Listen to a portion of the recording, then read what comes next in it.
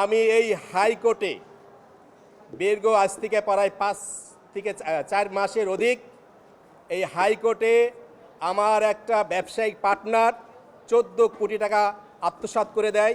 তার আগামী জামিন নিতে সেখানে জামিন না পাওয়ায় 50 থেকে 60 জন আওয়ামী লীগের সন্ত্রাসী বাহিনী নিয়ে অ্যাটর্নি জেনারেল অফিসের সামনে আমাকে আক্রমণ করে। আমি একটা আইনজীবীর অফিসে আশ্রয় নেই। যদি আশ্রয় না নিতাম আমাকে তারা অপহরণ করত, আমাকে তারা পিষে মেরে ফেলে দিত।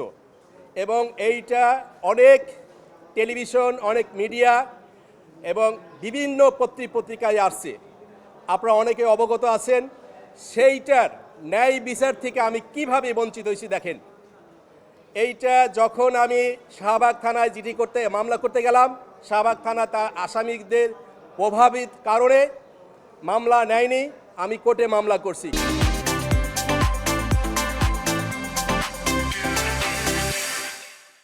কোর্ট তদন্ত দিল, 1 মাসের ভিতরে সিআইডি তদন্ত রিপোর্ট কোর্টে জমা দিতে হবে। দীর্ঘ 4 মাসের অধিক হওয়ার পরে সিআইডি কী করলো, সেটাকে ফাইনাল রিপোর্ট দিল। আমি যখন সিআইডি অফিসে গেছি, আইও আমাকে একটা ফাইনাল রিপোর্টের কাগজ ধরাই দিয়েছে, আর আমার কাছে মাপ চাচ্ছে, ক্ষমা চাচ্ছে। আইও নিজে কয় আমি এটা পারি না ভাই, আমার উপর থেকে প্রেশার ছিল। কে প্রেশার ছিল?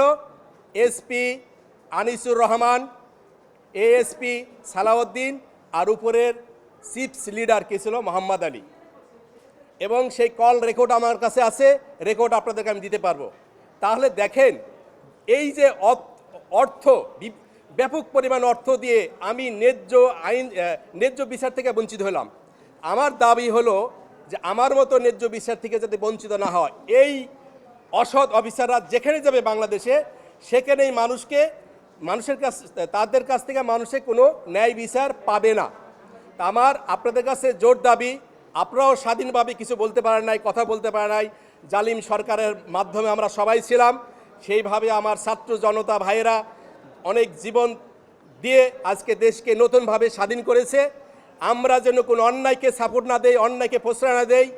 এই আনিসুর রহমান এসপি যেখানেই যাবে সেখানেই তো এই এরকম অসৎ ঘটনা ঘটাবে। আজকে জানেন যে এই হাইকোর্টের মতো জায়গা, আসামি কত বড় জঘন্য খারাপ হইতে পারে। হাইকোর্ট থেকে আসামি আগামী জামিন বাতিল হওয়ার পরেও আবার হাইকোর্ট জামিন বাতিল করছে। ওই একই দিনে বিজয় 17 কোর্টে বিচারপতি জাকির হোসেন আসামিকে জামিন বাতিল করে নির্দেশ দিল যে আসামিদেরকে অ্যারেস্ট করা হবে। ওই সময় আপনার সাবেক আইনমন্ত্রী কামরুল সাহেব সে হিউজভাবে সুপারিশ করার পরে আসামিদেরকে কি বলল, জামিন বাতিল করে নিম্ন কোর্টে হাজির হওয়ার জন্য বলে 7 দিন সময় দিল। সেই মামলাকে হাইকোর্ট দেখেন জামিন বাতিল করলো। সিএনএফ কি করলো, জজ কোর্টের সিএনএম কি করলো, সেখানে আমরা যাই না ব্যাপক টাকার, কারণ আমার তো টাকা আত্মসাৎ করছে ভাই 14 কোটি টাকা। আমার পিছনে 5 কোটি টাকা খরচ করে মামলা থেকে নেহে পাই যায়, তাও তাদের 9 কোটি টাকা সেভ হবে। আমার টাকা আমার পিছনে তারা খরচ করতেছে।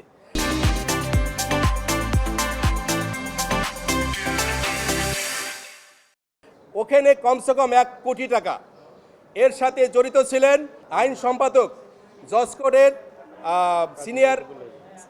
সিনিয়র অ্যাডভোকেট কাজী নজিবুর হিরো সাহেব। তার প্রভাবিত কারণে এবং সিএনএ জড়িত হয়ে সেটাকে আসামিদেরকে জামিন প্রদান করে।